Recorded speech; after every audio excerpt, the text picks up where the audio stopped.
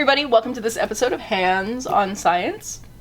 Hey, Carr. Hey, Mel. Hey. I've got something cool to show you today. Do? What do you got today? Yes, we are going to skewer some balloons. Skewer some balloons. Yep, so I've got a little afraid of that. one balloon. Skewer. Two balloons. Okay. And you'll see on the top here, I've put a little piece of tape. Yep. Just to help us out. Now, these balloons are also not blown all the way up. They're maybe halfway. Okay? Yeah, they're a little squishy. So, I have a skewer for you. Now be careful, there's a sharp point there. Got it. And I have a skewer for me. And what we're going to do is we're going to take the skewer and I'm going to show you how to put it through this balloon. You are? Without popping it. Okay. Okay? So right here where the tie is. Right. 1, 2, 3. Wait, it's not popping. It didn't pop. I have to close my ears. Wait, let me close my ears. It might deflate a little. Oh, I heard some air coming out. Yeah, that's okay. And right where that tape is. Oh! Again.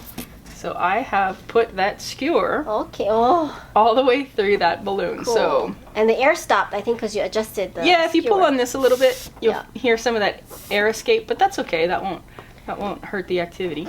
And so you're gonna put the pointy part right where the balloon is tied, and then you're gonna push it through, and you want to push it through where that tape is. Okay, so that means it's my turn. That means it's your turn. Okay. Exactly. Like right here? Yep.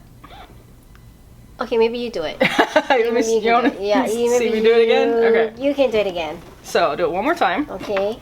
Pointy part of the skewer. Wait, let me hold my ears. Okay. Right next to where the balloon is tied. Like that. And then all the way through to where the tape is. One more time. Oh.